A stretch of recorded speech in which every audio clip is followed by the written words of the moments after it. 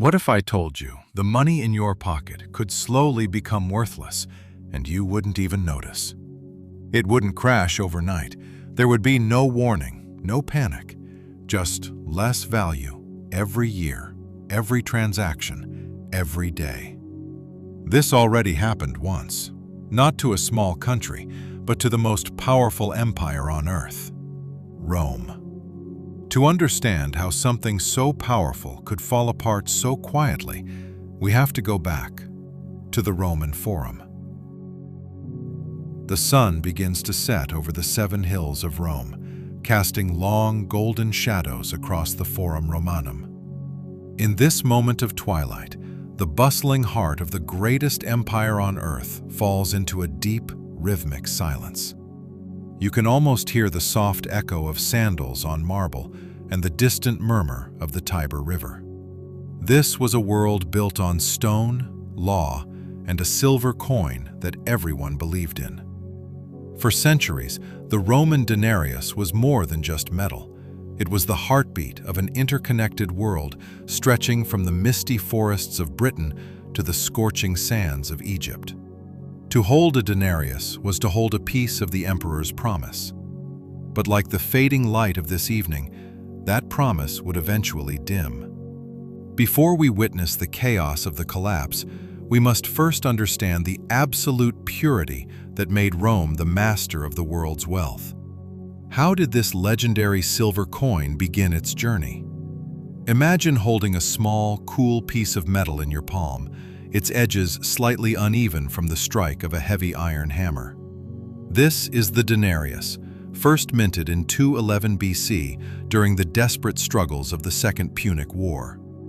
At its birth, this coin was a masterpiece of integrity, weighing exactly 4.5 grams of nearly pure silver. To a Roman citizen, those 4.5 grams were not just a measurement, they represented a tangible truth. If you labored in the sun or traded your finest grain, the empire repaid you with a value you could weigh, feel, and trust. This was the gold standard of its time, a promise carved in silver that remained unchanged for generations. This physical consistency allowed a merchant in Rome to trade seamlessly with a farmer in Gaul, creating the world's first truly integrated market. But why did the weight of a single coin matter so much to the survival of an entire civilization? When Augustus Caesar became the first emperor of Rome, he understood a fundamental truth. A divided empire cannot stand, and a divided currency cannot trade. He brought an end to decades of civil war, ushering in the Pax Romana, the Roman peace. During this golden age, the denarius was the bedrock of global confidence. Augustus maintained its purity at nearly 95% silver, a level of quality that remained virtually untouched for almost a century. Imagine a world where the money in your pocket today would buy the exact same loaf of bread 50 years from now. This was the miracle of Augustan stability. By fixing the exchange rates between gold, silver, and bronze, he created a predictable environment for long-term investment. This wasn't just about coins. It was about the psychological comfort of knowing that the fruits of your labor would not rot through the theft of inflation. But as the borders of the empire expanded to their breaking point, the cost of maintaining this peace began to weigh heavily on the scales. What was the true price of an empire that never stopped growing? In an era without internet or rapid travel, how did an emperor speak to a subject 4,000 miles away? He did so through the denarius. This coin was the first mass media in history. On one side, the emperor's profile was struck in fine detail, a silent silver face that reminded every trader from the Rhine to the Euphrates who held the ultimate power. On the reverse, images of Roman gods, great victories, or new aqueducts told a story of a civilization that worked for the common good. This psychological branding created a shared identity. When you accepted a denarius, you weren't just taking silver, you were accepting the Roman way of life, its laws, and its protection. This unification reduced the friction of trade, allowing wealth to flow like water through the empire's veins. For a long time, this system seemed invincible, a perfect loop of trust and prosperity that fueled the greatest construction projects the world had ever seen. But as the coins circulated further and faster, a subtle question began to emerge among the people. What exactly gave this small piece of metal its immense, world-shaping power? To a citizen in the streets of Rome, the denarius was more than just a coin. It was a psychological anchor. Imagine a veteran soldier, after 20 years of service on the frontiers, receiving his retirement bounty in these silver discs. In his mind, those coins represented a future farm, a dowry for his daughter, and a peaceful old age. This deep-seated belief in the permanence of money is what economists call a low time preference. Because the Roman knew his silver would hold its value, he was willing to save, to plan for decades, and to invest in the future of his family and the state. This collective patience was the hidden engine of Roman prosperity. People didn't rush to spend their money before it lost value. Instead, they let it circulate slowly, building a complex economy of credit and long-term contracts. The denarius was the silent language of a society that believed tomorrow would be as stable as today. But this tranquility rested on a delicate assumption that the state would always honor the silver in the citizen's hand. What happens when the guardian of the currency begins to prioritize its own survival over the citizen's trust? The Pax Romana was a beautiful tapestry, but it was held together by the sharp edge of a sword. To maintain a border stretching 10,000 miles, Rome required a professional army of nearly 450,000 men. These legions were not just soldiers, they were the empire's largest expense, consuming over 70% of the total imperial budget. Each soldier expected his pay in pure silver denarii, a promise that grew more expensive with every new conquest and every fortified wall. As expansion slowed, the influx of war booty, the gold and silver from conquered lands, began to dry up.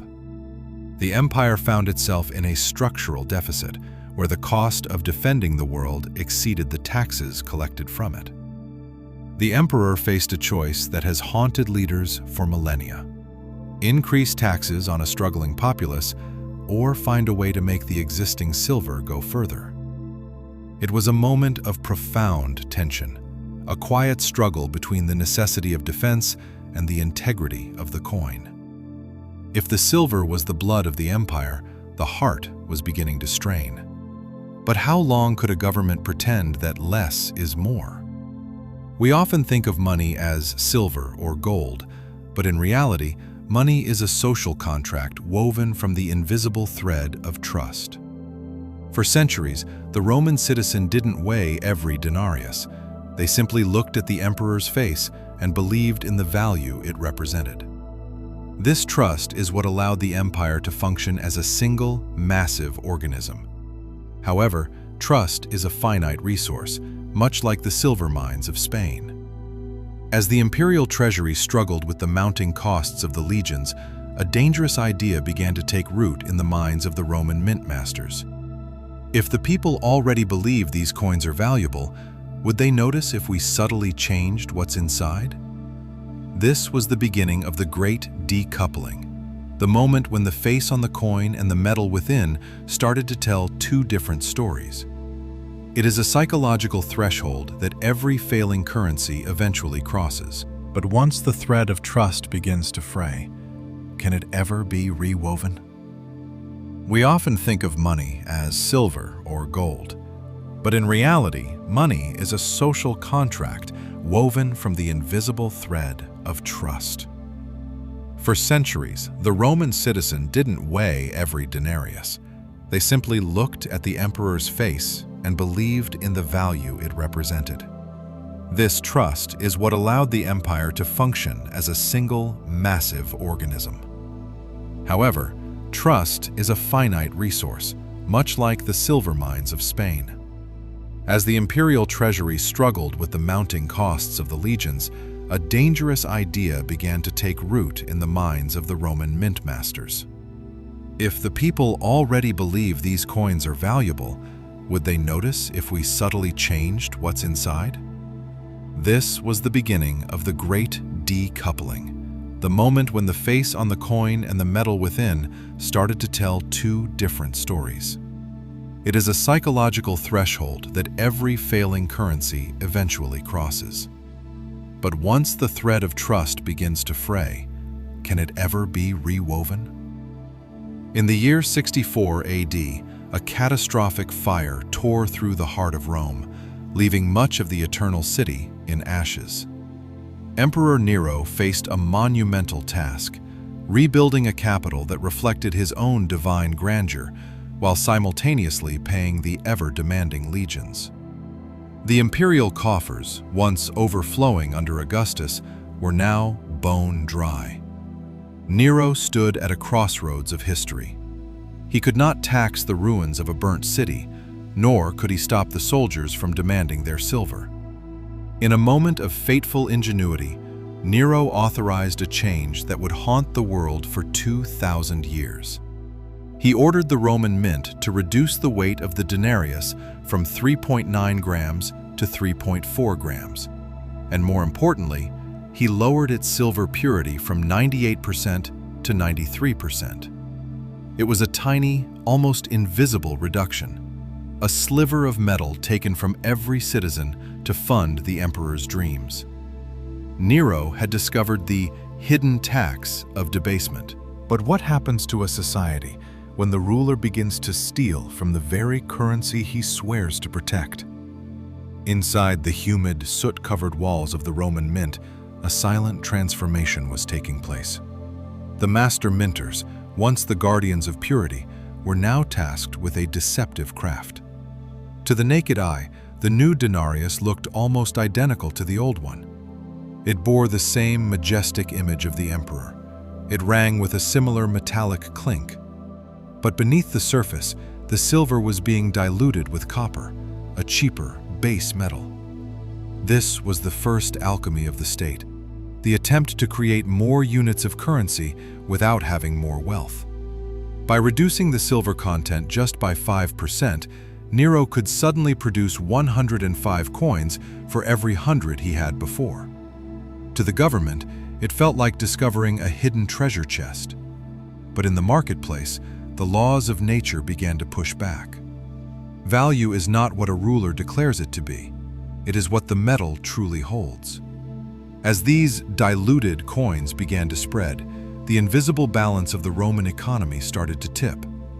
If the money itself was becoming a lie, how long would it take for the people to stop believing in it? To an emperor, the power to mint money felt like the power of a god. It was the ultimate short-term solution to every long-term problem.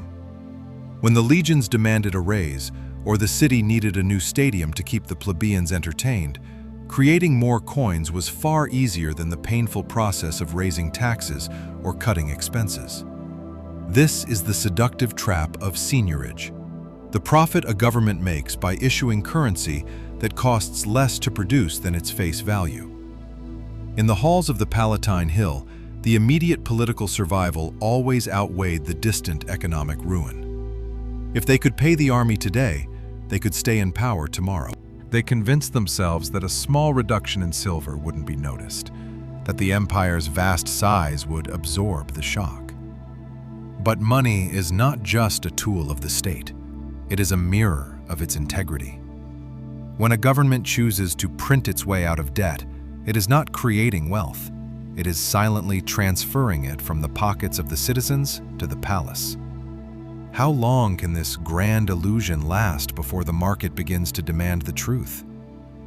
As the markets of Rome filled with these new, lighter denarii, a strange phenomenon began to unfold. On the surface, the city felt wealthier than ever. There were more coins in circulation, more bronze and silver changing hands in the taverns and the silk stalls. But this was a hollow prosperity, a shimmering illusion of wealth. The merchant in the Subura district, sharp and observant, began to notice that while his bag of coins was heavier, his grain silos were emptying faster.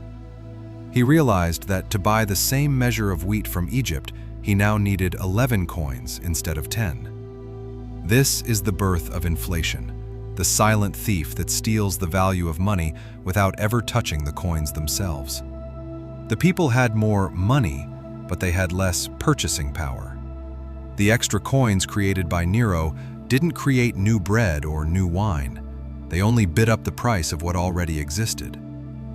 In the golden glow of the Roman afternoon, the citizens were beginning to learn a painful lesson: that wealth is measured by what you can carry home, not by the numbers stamped on a piece of metal.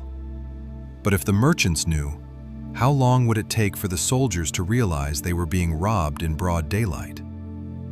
Deep in the frontier camps of Germania, a centurion receives his monthly pay. To him, the coins look familiar, the silver still glitters under the torchlight, and the emperor's face remains a symbol of his oath. However, as these soldiers take their wages to the local markets, they encounter a cold reality. The merchants, who are the first to adjust to the shifting value of money, raise their prices long before the soldier's salary can catch up. This is the cantillon effect in its ancient form. Those closest to the creation of money, the emperor and his court, spend the new coins while they still have full value.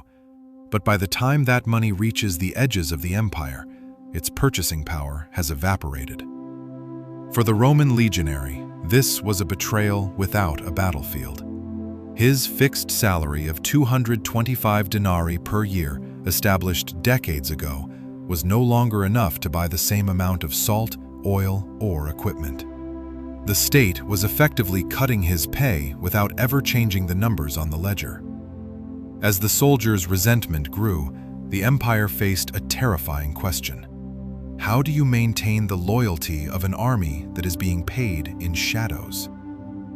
In the bustling villas of Pompeii and the crowded insulae of Rome, a subtle hoarding began. The people had realized the emperor's secret. Some denarii were heavy with silver, while the newer ones felt light and sounded dull. Without any formal education in economics, the Roman citizens began to practice what we now call Gresham's law. They instinctively kept the old, high-quality coins hidden in clay jars beneath their floorboards, while using the new, debased coins to pay their taxes and buy their bread. This is the phenomenon where bad money drives out good. The pure silver, the real wealth of the empire, vanished from circulation, locked away by families trying to protect their future.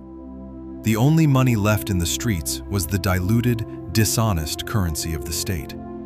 As the good money disappeared, the velocity of trade began to stutter. People were no longer exchanging value for value. They were exchanging a diminishing promise for survival.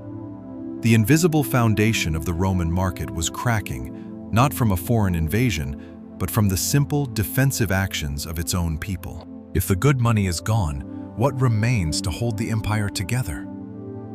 In the year 165 AD, a silent enemy, more terrifying than any barbarian horde, entered the gates of Rome. Soldiers returning from the eastern campaigns brought with them the Antonine Plague, a devastating pandemic that would claim the lives of nearly 7 million people across the empire. As the streets grew quiet and the funeral pyres burned, the Roman economy suffered a dual blow. First, the labor force evaporated. With fewer farmers to till the soil and fewer artisans to forge tools, production plummeted. Second, the tax base withered away as entire villages vanished. Yet, the empire's expenses did not die with its citizens. The army still needed to be paid, and the borders still needed guarding. To bridge this impossible gap, the authorities turned once again to the mint, further thinning the silver in the denarius to create more coins from less metal. It was a desperate attempt to outrun a biological catastrophe with a financial illusion. But you cannot eat silver, and you certainly cannot eat copper masked as silver. When supply chains break and the currency fails, the very fabric of civilization begins to unravel. How does a leader choose between the lives of his people and the survival of the state's treasury? In the wake of the plague and the relentless wars on the Danube, the Roman treasury reached a breaking point. Marcus Aurelius, the philosopher king, faced a choice that would define his legacy. He refused to further debase the denarius or crush his grieving subjects with new taxes.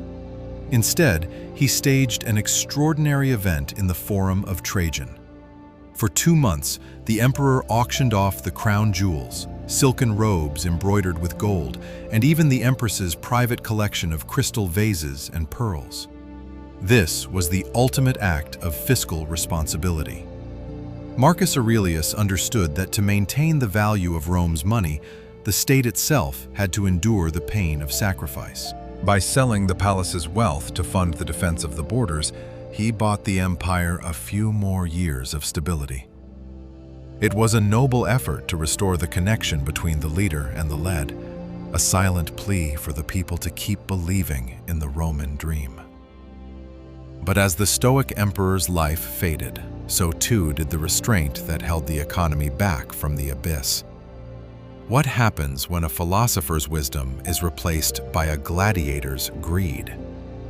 With the death of Marcus Aurelius, the era of the philosopher king ended, and the age of the gladiator emperor began. Commodus had no interest in the tedious balance of the imperial ledgers or the quiet dignity of fiscal restraint. To him, the treasury was a personal toy box, and the denarius was merely a means to fund his obsession with the arena. He spent millions on lavish games, slaughtering exotic animals and fighting as a gladiator himself, all while demanding the adulation of the masses. To pay for this endless spectacle, the subtle debasement started by Nero became a frantic necessity. Under Commodus, the silver content of the denarius took its sharpest dive yet, falling below 70%. The coin that once unified the world was now becoming a dull, gray shadow of its former self. As the purity vanished, so did the last remnants of the people's trust. The economy was no longer a system of exchange, it was becoming a ticking time bomb of hidden debt. But as the emperor distracted the city with blood and sand, a new and dangerous threshold was about to be crossed. How much copper can you hide in a silver coin before the world refuses to see the silver at all? In the world of metallurgy and faith, 70% is a haunting number. When the Roman denarius crossed this threshold, it hit a physical and psychological tipping point.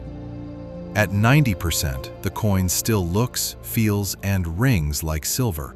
But at 70%, the copper beneath begins to bleed through, giving the coin a sickly yellowish tint that no amount of polishing can hide. This is the slippery slope of inflation. Once a government realizes it can function with 30% base metal, the temptation to move to 40, 50, or 60% becomes irresistible. The moral barrier has been breached. For the Roman citizen, this visible decay of the currency was a daily reminder of the empire's fading integrity. Prices did not just rise, they began to jump in unpredictable waves. The market was no longer reacting to a shortage of goods, but to the surplus of a dishonest medium. As the silver vanished, the very concept of value became fluid and treacherous. If the emperor's money was a lie, what else in the Roman world was built on sand? As the 2nd century turned into the 3rd, a rugged general from North Africa named Septimius Severus seized the throne, forever altering the social contract of Rome. He was a man of the iron camps, not the marble Senate, and his economic policy was brutally simple.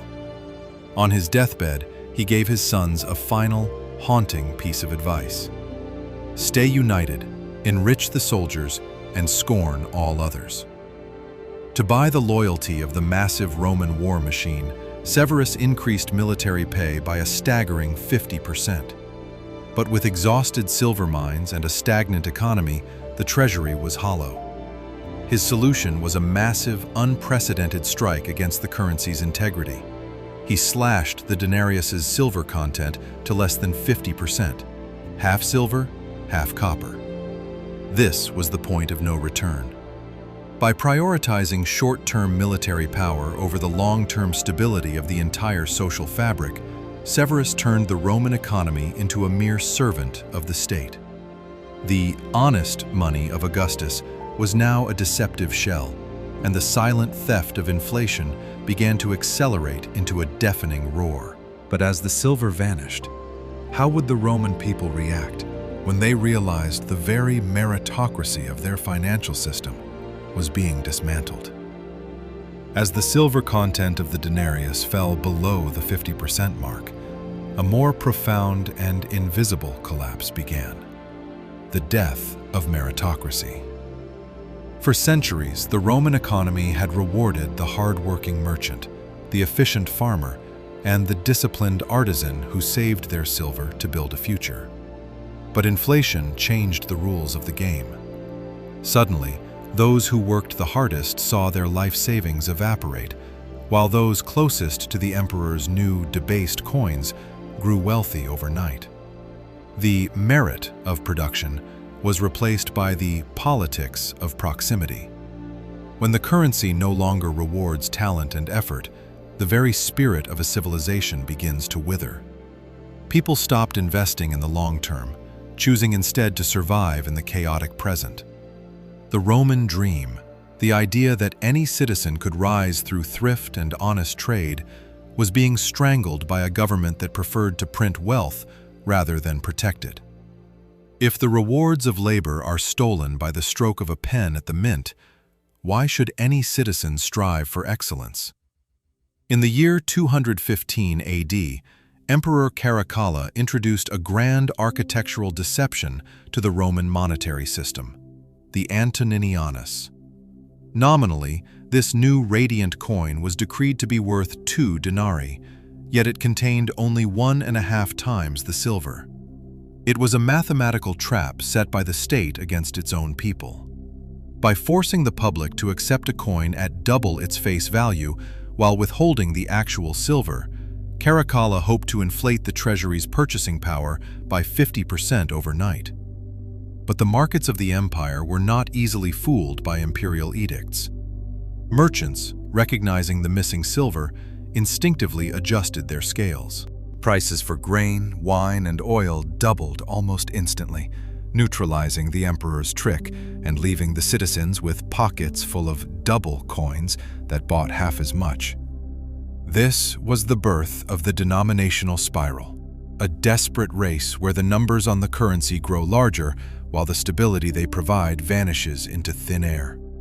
If the emperor could simply declare a coin to be worth more than its weight, what was to stop the entire economy from becoming a work of fiction?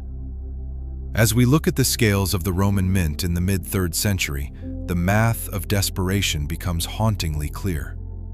When a currency hits the 50% purity mark, it loses its identity as a precious metal and becomes a base alloy, a hybrid that satisfies neither the collector nor the trader.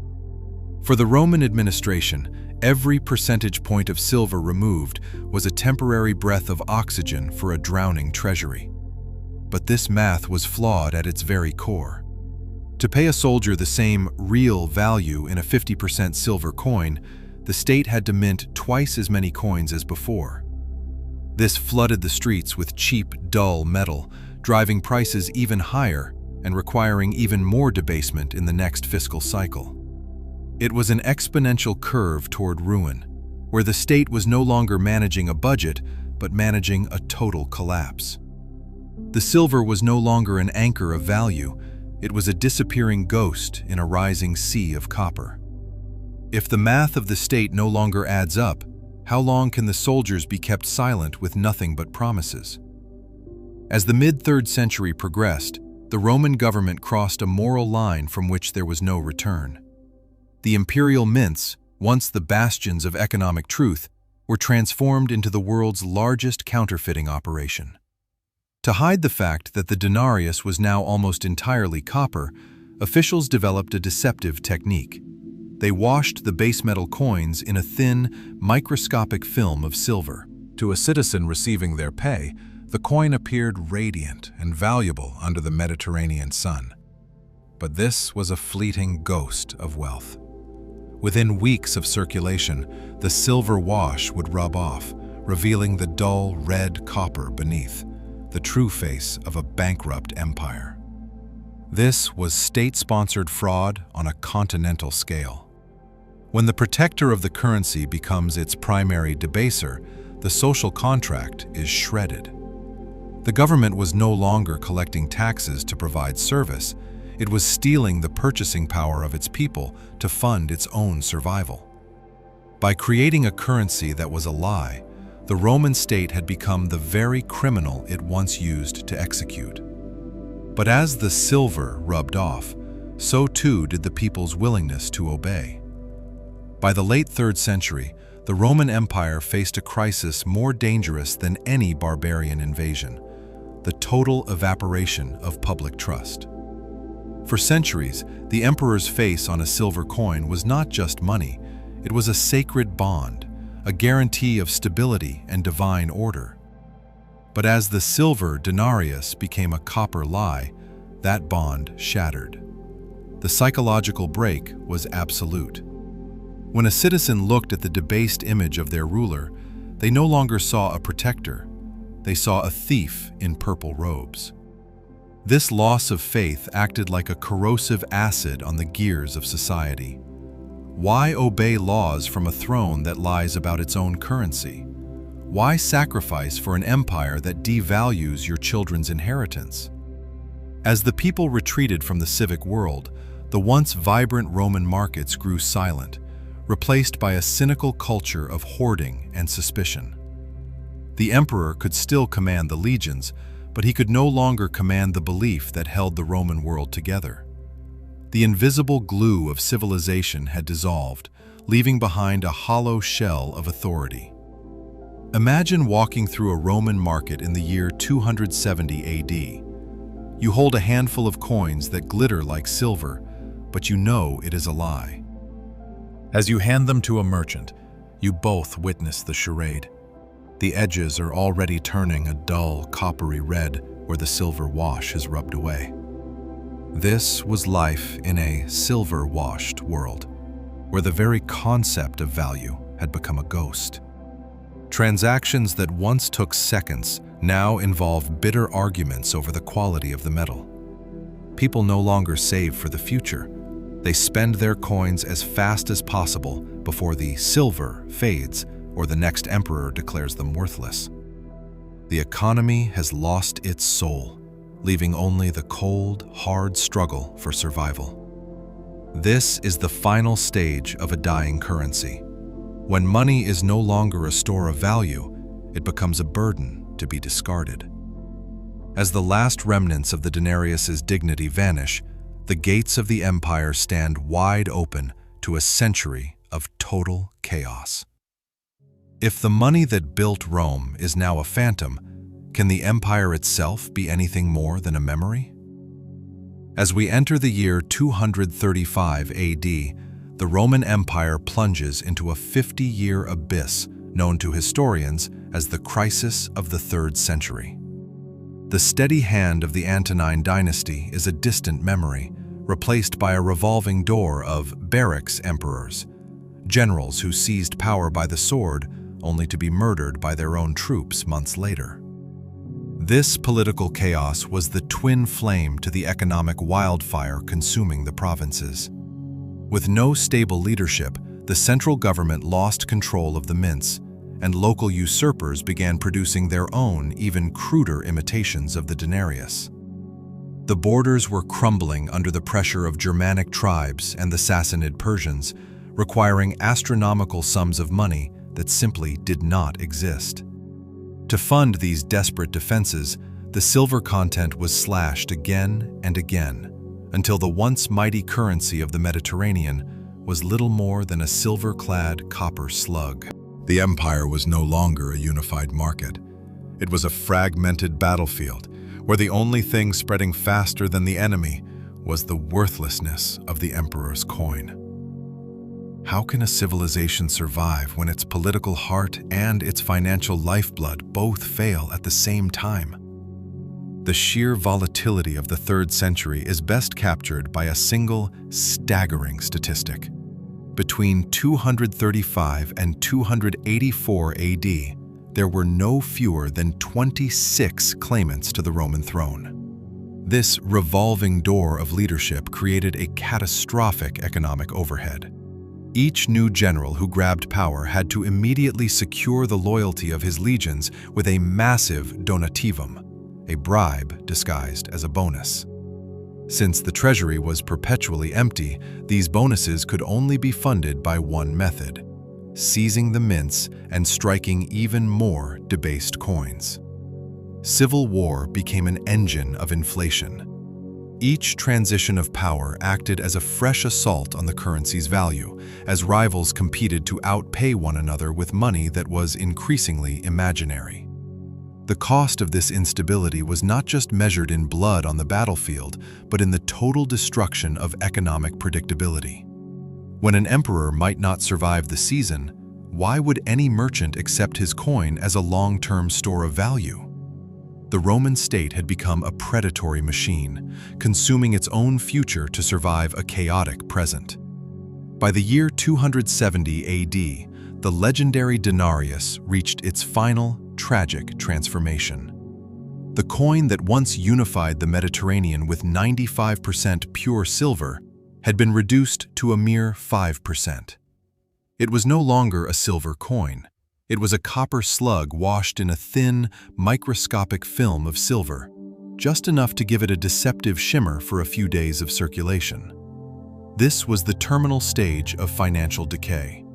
To the Roman citizen, the silver was now a ghost, a vanishing memory of a more honest era. As the thin plating rubbed off to reveal the dull red copper beneath, the last remnants of public trust evaporated. The state had exhausted its ability to lie.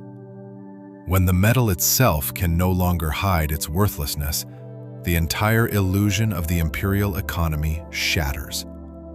Prices did not just rise, they detached from reality, doubling and tripling in a desperate race to stay ahead of the next debasement. The denarius, the heartbeat of Rome for 3 centuries, was dead. Not by the sword of a barbarian, but by the relentless, invisible erosion of its own government. As the denarius died, a new and terrifying monster was born: hyperinflation. By the late 3rd century, the price of a modius of wheat, the staple food of the Roman masses, had surged from half a denarius in the time of Augustus to over 10,000 denarii. This was not just a rise in cost, it was a total decoupling of price from reality. For the average Roman, a day's labor that once could feed a family for a week now barely bought a single loaf of bread. The middle class, the backbone of the empire's stability, was wiped out almost overnight. Their savings, held in the emperor's increasingly worthless coins, vanished into the thin air of fiscal irresponsibility. In the markets of Rome and Alexandria, the quiet dignity of trade was replaced by the desperate screams of the hungry. When the medium of exchange fails so spectacularly, the focus of an entire civilization shifts from progress and art to the raw, primal struggle for the next meal. The gold and silver of the past had become legends, while the copper of the present was a curse. If a bag of coins cannot buy a bag of grain, what remains of the social order? As hyperinflation turned the Roman currency into a hollow promise, the once fluid veins of imperial commerce began to calcify. For centuries, a merchant in Londinium could easily buy olive oil from Spain or silk from the East using the universal language of the silver denarius. But as the money failed, this interconnected world evaporated. No rational trader would risk a months-long sea voyage or a perilous mountain crossing if the coins they received at the end were worthless copper by the time they returned home. The great Mediterranean shipping lanes, once crowded with grain and luxury goods, grew hauntingly quiet. Cities that relied on specialized production found themselves isolated, forced to become self-sufficient or starve. The sophisticated division of labor that had made Rome an economic superpower collapsed into a fragmented collection of local fortresses. Globalism was replaced by provincialism. As the horizons of the Roman world shrank, the very idea of an empire began to dissolve, leaving behind a landscape of broken roads and silent harbors. When the currency stops moving, the heartbeat of an entire civilization begins to slow. When the denarius finally lost its voice, the Roman world was forced into a primitive silence, the return to barter. In the absence of a trusted currency, the sophisticated markets of the empire devolved into a chaotic exchange of physical goods. A farmer no longer sold his grain for coins to pay for his children's education. Instead, he traded a sack of wheat directly for a pair of leather boots or a jar of wine. This was a catastrophic step backward in human organization. Barter requires a double coincidence of wants. You must find someone who not only has what you need, but also wants exactly what you have at that very moment. This friction paralyzed the economy, making large-scale investment and complex services impossible. The specialized doctor, the architect, and the scholar found their skills unmarketable in a world that only valued calories and raw materials. As the money economy dissolved into a survival economy, the light of Roman innovation began to dim, proving that without a stable medium of exchange, even the greatest civilization is just one harvest away from the Stone Age. As the Roman economy descended into a primitive barter system, the central government faced a lethal paradox. The imperial tax collectors were returning to Rome with carts full of the very coins the state had minted. Except these coins were now worthless. A soldier could not eat a copper denarius, and a weaponsmith could not be paid in promises. The state had successfully deceived its people, but in doing so, it had accidentally bankrupted itself. If the emperor's money was a lie, the emperor's army would soon become a ghost. To survive, the Roman administration was forced to abandon its own currency. They began demanding taxes in kind, actual sacks of grain, jars of oil, and head of cattle. This taxation by weight turned the once efficient Roman bureaucracy into a massive, clunky logistics company. The transition from a money-based tax system to a physical one meant that wealth could no longer move at the speed of trade. It moved at the slow, grueling pace of an ox cart. The ultimate irony of the 3rd century was complete. The state that destroyed its money now found itself paralyzed by the lack of it. With the death of the denarius, the Roman Empire didn't just lose its money, it lost its efficiency. To manage the nightmare of collecting taxes in kind, grain, cattle, and clothing, the state had to create a massive, sprawling bureaucracy. Thousands of new officials were needed to weigh, measure, store, and transport physical goods across vast distances. The cost of maintaining this administrative army began to rival the cost of the military itself. It was a classic trap of a failing state. To solve the problems caused by a weak currency, the government created a system so heavy and complex that it stifled the very people it was supposed to protect. Every sack of grain hauled to a distant legionary camp was subject to leakage, corruption, rot, and the sheer overhead of the journey. The Roman citizen was now crushed between two millstones: an economy that couldn't produce wealth and a government that demanded more of it just to keep the bureaucratic machine grinding.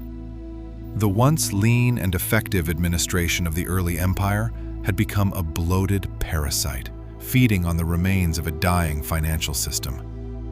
In the early days of Rome, being a decurion, a local city councilor, was the highest honor a wealthy citizen could achieve. These elites funded statues, baths, and theaters, competing to show their devotion to the public good. But as the 3rd century's hyperinflation and bureaucratic hunger intensified, the state turned these pillars of society into its prey. The central government made decurions personally responsible for the tax quotas of their entire district. If the local farmers couldn't pay their grain because of a bad harvest or the worthlessness of the currency, The decurions had to make up the difference from their own private fortunes. Wealth, once a symbol of success, became a legal trap. Many of Rome's brightest and most productive citizens tried to flee their cities, hide in the countryside, or even sell themselves into slavery just to escape the honor of their office. The state had effectively criminalized success. By destroying the very people who managed the local economies, Rome was cutting off its own hands. If being rich is a death sentence and leadership is a burden too heavy to bear, what becomes of the cities that once held the world together? By the late 3rd century, the very fabric of Roman society was unraveling at its seams. For centuries, the middle class, the shopkeepers, skilled artisans, and small landowners, had been the steady heartbeat of the empire's economy. They were the ones who used the silver denarius to build modest legacies. However, as hyperinflation stripped the currency of 95% of its value, this foundational class simply vanished. Their savings, accumulated over generations, were liquidated by a state that preferred to print metal rather than protect wealth. Those who didn't fall into poverty were forced to make a desperate choice: stay in the decaying cities and face the predatory tax collectors, or flee to the countryside.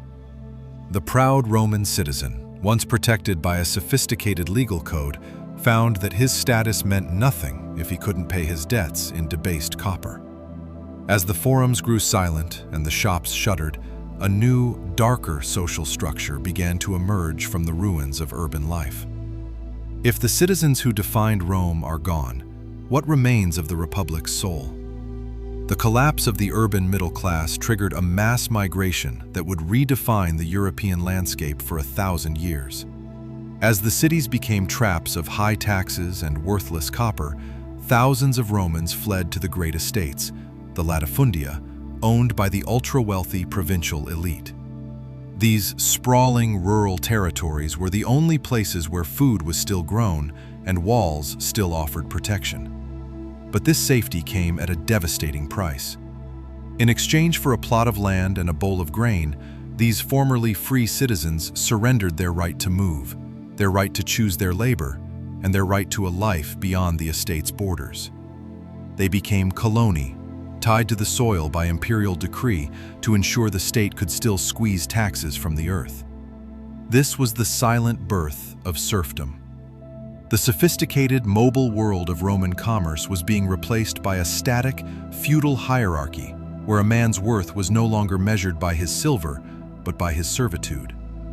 If the path to survival leads only to the chains of the land, has the empire already fallen in all but name? As the Roman heartland choked on its own debased currency, the extremities of the empire began to break away. This was not just a political revolt, but a desperate economic secession. In the West, the Gallic Empire carved itself out of Gaul, Spain, and Britain, seeking to insulate its trade from the chaos of Rome. In the East, the wealthy city of Palmyra seized control of the vital silk and spice routes, creating its own short-lived empire under Queen Zenobia.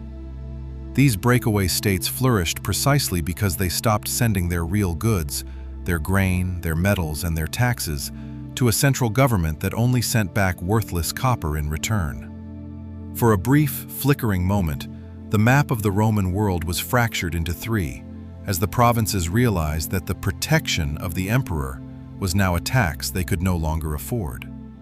The unified Mediterranean market, the greatest economic achievement of antiquity, had shattered. When a currency fails to unite, the borders begin to fall.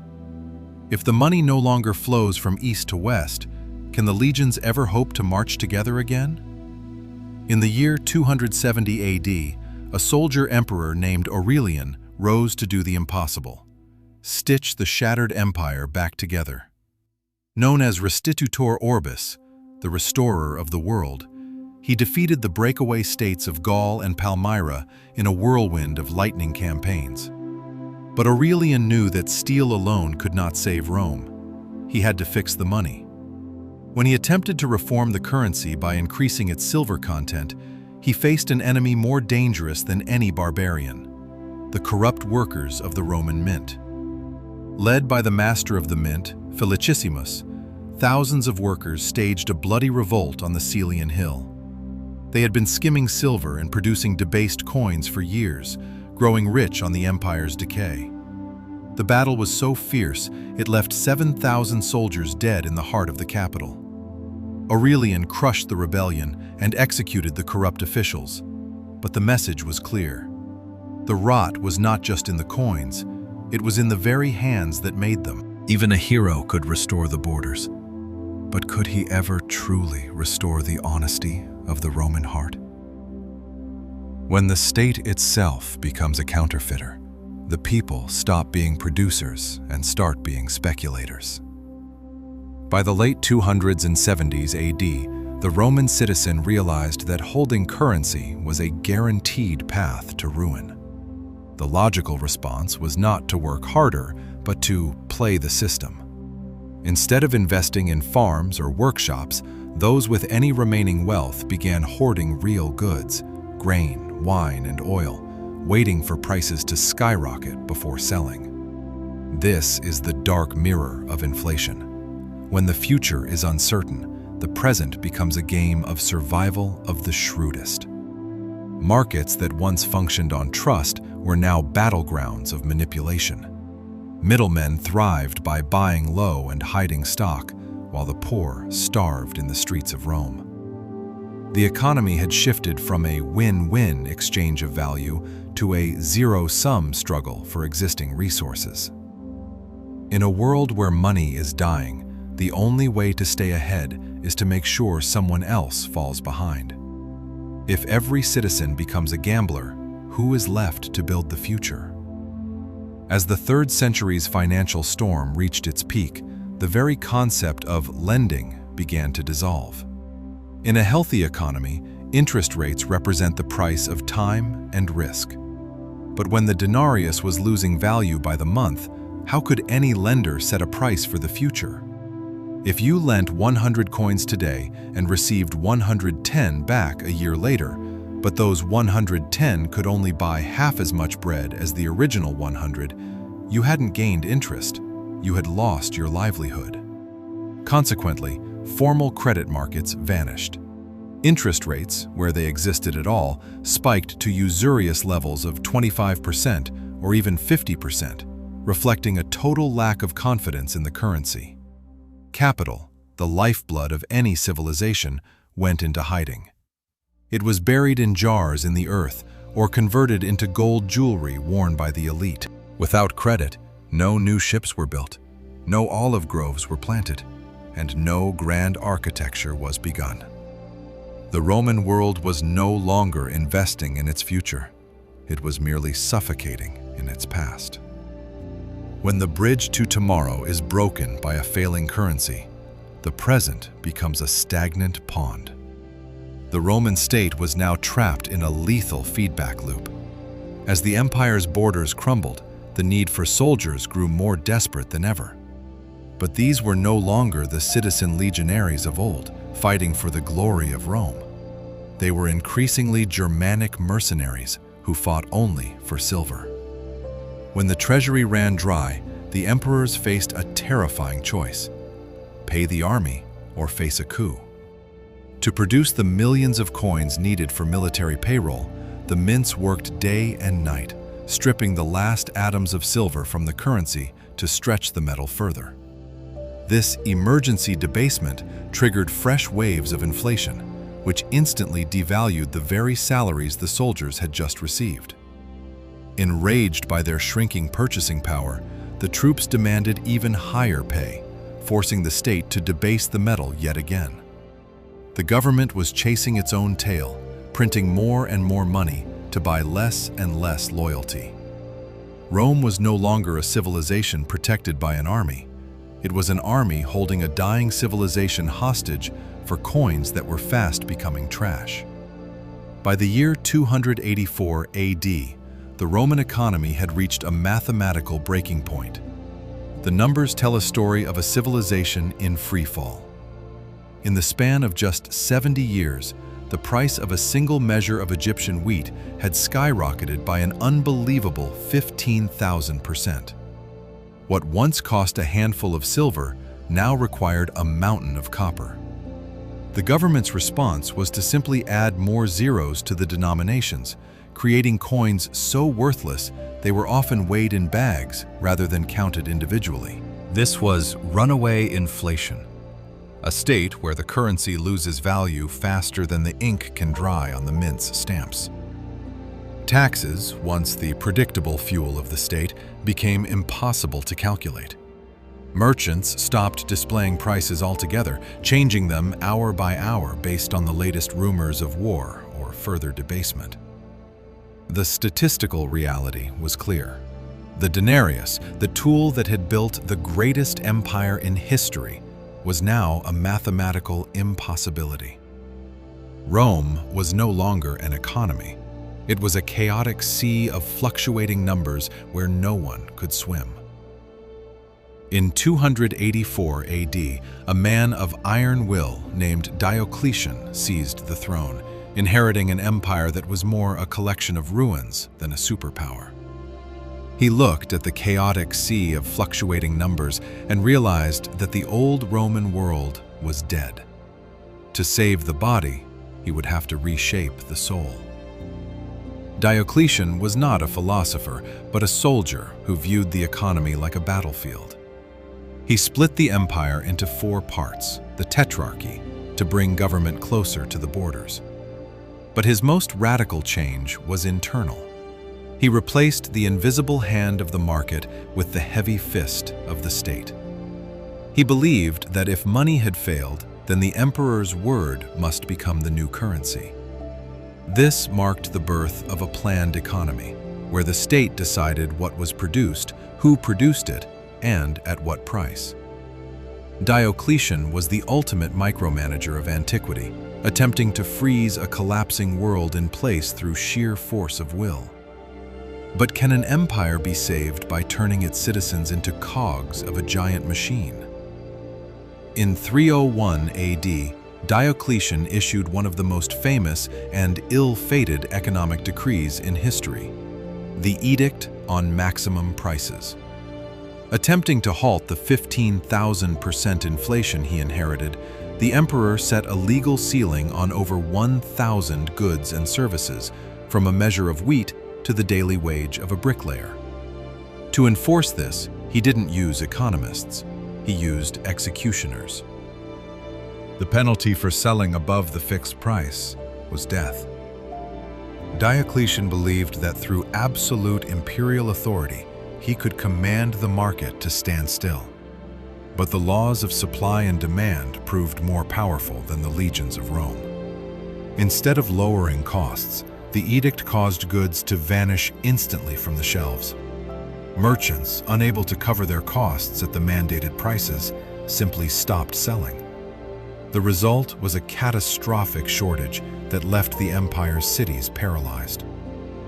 You can mandate a price by blood, but you cannot mandate a person to produce at a loss. Rome's attempt to fix the market only succeeded in breaking it further as the economy retreated into the shadows. When Diocletian drove the legitimate economy into the shadows, he inadvertently birthed the most resilient market of all, the black market. As the edict on maximum prices made it illegal to sell goods at their true market value, the stalls in the public forums stood empty, but the back alleys and private homes hummed with activity. Bread, meat, and cloth didn't disappear. They simply changed their price tag and their location.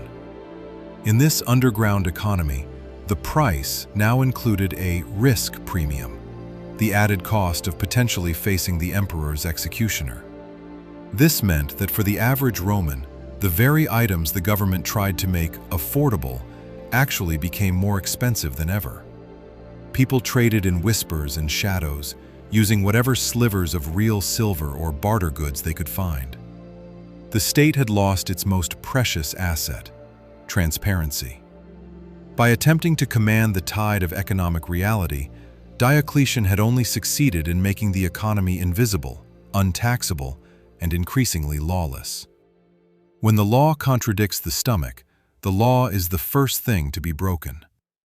Recognizing that the copper denarius was a dead letter, Diocletian and his successors turned to the only substance the world still trusted: gold. In a final, desperate attempt to anchor the imperial economy, the state issued a new coin, the solidus. Struck from high-purity gold, the solidus was designed to be solid, a fixed point of value in a sea of inflationary madness. However, there was a catch that would haunt the empire for centuries. Because gold was scarce, the state could not produce enough solidi for the common people. The new, stable currency became the exclusive domain of the military, the high-ranking bureaucrats, and the ultra-wealthy elite. While the masses continued to struggle with worthless copper ghost money, the government protected its own power by paying its soldiers and officials in real, glittering value. This was the birth of a fractured reality, a gold economy for the rulers and a collapsed paper and copper economy for the ruled. The solidus saved the state's existence, but it abandoned the people to the ruins of the old system. With the introduction of the gold solidus, the Roman Empire effectively split into two parallel universes. The first was the gold economy of the state, a world of stability and power where soldiers were paid and high-level taxes were collected in pure metal. The second was the copper economy of the common people, a chaotic, inflationary nightmare where the value of a day's labor evaporated by nightfall. This was the ultimate economic injustice. The government protected its own purchasing power while forcing the populace to use a currency it no longer trusted. This divide created a new kind of poverty, one where hard work was no longer a ladder to success, but a treadmill to exhaustion. The gap between the gold halves and the copper halves became an unbridgeable chasm, dissolving the social contract that had held Rome together for 1,000 years. When the state stops sharing the same economic reality as its people, it ceases to be a community and becomes a predator.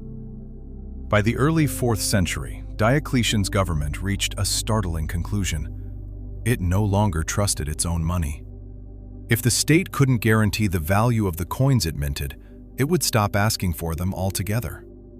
This led to the revival of a primitive, ancient system, a nona militaris, or taxing in kind. Instead of silver or copper, the imperial tax collectors demanded physical goods. Farmers were forced to hand over precise portions of their wheat, wine, and meat. Artisans surrendered a percentage of their cloaks or boots. To manage this, the state conducted a massive empire-wide census every 15 years, calculating the productivity of every acre of land and every pair of human hands. The economy had effectively demonetized, regressing from a sophisticated financial system back to a giant state-run barter scheme. It was a logistical nightmare that required a massive new bureaucracy to oversee. The Roman eagle, once a symbol of expansive trade, was now a bookkeeper of grain sacks and cattle. When a civilization stops using money, it stops looking toward the future and begins merely counting its calories. To ensure the new system of taxing in kind never failed, Diocletian took a final, devastating step. He froze society in place. If the state needed a steady supply of grain, the farmer could never leave his land. If the legions needed shields and swords, the blacksmith could never close his forge. By imperial decree, occupations became hereditary. The son of a soldier was forced to become a soldier. The son of a baker was bound to the ovens for life. This was the professional chain, a legal casting of society that stripped away the last vestiges of Roman social mobility. The vibrant, ambitious merchant class that had once fueled the empire's growth was replaced by a population of stagnant laborers, tied to their father's shadows by the threat of imprisonment or death. Talent no longer mattered. Only your birth certificate did. Rome had traded its dynamic freedom for a brittle, frozen stability. In a world where you cannot choose your path, the heart of innovation stops beating, and the spirit of a civilization begins to wither from within. The reforms of Diocletian achieved their primary goal. The empire did not collapse. The borders were held, the army was fed, and the chaos of the 3rd century was silenced. But this stability was purchased with the soul of the Roman people. To save the state, the individual had to be sacrificed.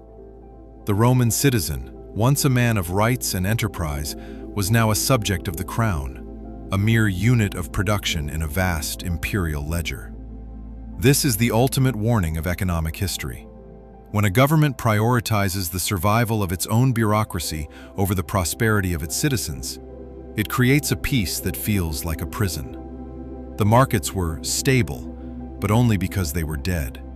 The currency was fixed, but only for the elite. As the 4th century progressed, the people of Rome realized a bitter truth. They had survived the storm of inflation, only to find themselves drowned in the calm of a total state. Was a preserved empire worth a lost humanity? To maintain the frozen stability of the 4th century, Diocletian and his successors expanded the Roman army to its greatest size in history, nearly 600,000 men. While this wall of steel kept the barbarians at bay, it created an insatiable hunger for resources. This massive military machine consumed over 75% of the entire imperial budget. To feed, clothe, and arm these soldiers, the state had to squeeze the last drops of productivity from an already exhausted population.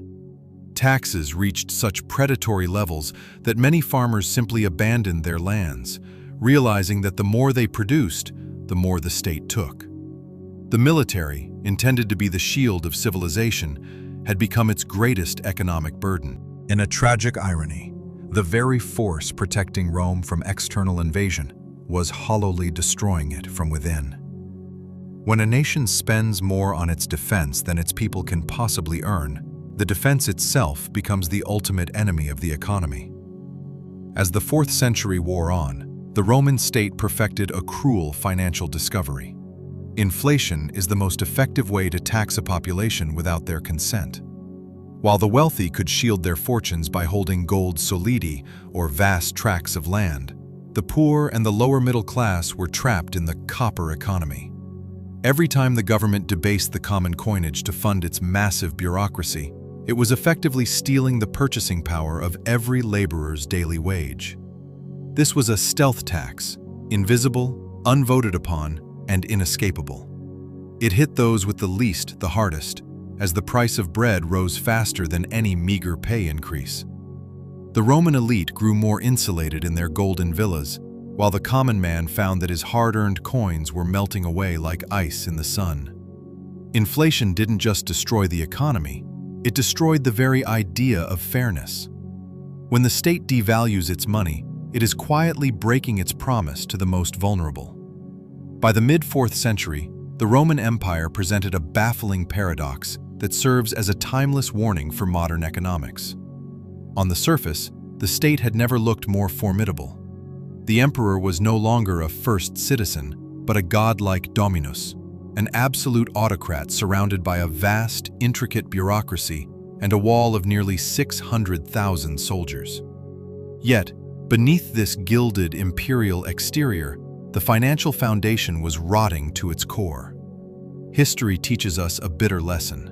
A strong, totalitarian state is often the clearest symptom of a terminally weak currency. When a government must resort to the heavy hand of edicts and executioners to command the market, it is a silent admission that its money can no longer command respect or trust. To fund its own immense weight, the state was forced to hollow out the very medium of exchange that held its people together. Rome had become a tragic giant with iron skin but hollow, brittle bones. If the money dies, does the power it buys become anything more than a fleeting illusion? In its final days, the denarius was no longer a coin. It was a ghost of a lost civilization. What had once been 95% pure silver under Augustus was now a mere copper disc, washed in a microscopic film of silver that rubbed off after just a few days in a merchant's pouch. This was the physical manifestation of a broken promise between the state and its people. In the distant provinces, merchants began to refuse the imperial currency altogether, preferring to trade in ancient Greek drachmas or raw bars of metal. The state had lied so often about the value of its money that the very word denarius became a synonym for worthlessness. In the grand marketplaces where the glory of Rome was once auctioned, there was now only the desperate silence of barter. The currency that had funded the conquest of the known world had reached its last gasp, not because the silver mines ran dry, but because the collective trust of millions had finally evaporated. As the shadow of the 5th century approached, the denarius vanished from circulation, leaving only a trail of economic ash. Does the fall of a currency always precede the fall of the walls that protect it? When historians speak of the fall of Rome in 476 AD, they often focus on the smoke of barbarian raids and the clashing of iron swords at the gates. But an economic autopsy reveals that the Western Empire was already clinically dead long before the last emperor, Romulus Augustus, was deposed. It died from an internal hemorrhage of its currency, a slow, agonizing bleed of value that lasted 3 centuries. By systematically destroying the money, Rome had inadvertently destroyed the middle class, the basic incentive to produce, and the social trust required to maintain a complex, unified society. When the Visigoths and Vandals finally arrived, they did not encounter a vibrant superpower. They found a hollowed-out shell where people were more afraid of the Roman tax collector than the barbarian invader. The empire didn't just fall. It dissolved into localized fragments because it no longer possessed a medium of exchange to hold its pieces together. Was Rome's greatest enemy ever truly at the gates, or had it always been hidden within the mint? The ghost of the Roman denarius haunts the halls of every modern central bank. Today, we live in a world of fiat currency, money that, much like the late Roman coins, has no intrinsic value other than the promise of the government that issues it. In the 21st century, the printing press and digital ledgers have replaced the forge and the hammer, allowing for an expansion of the money supply at speeds the Romans could never have imagined. While modern central banking provides tools to manage economic cycles, the fundamental temptation remains the same: the urge to solve structural debt by simply creating more currency. We see this echo in the quantitative easing of the 2000s and the massive stimulus packages of the 2020s. History whispers a stern warning. When the growth of the money supply consistently outpaces the growth of actual goods and services, the result is always a dilution of the people's labor.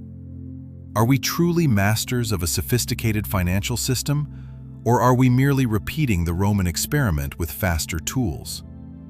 While the Western Empire crumbled under the weight of its debased copper, the eastern half, known as the Byzantine Empire, carved a different path.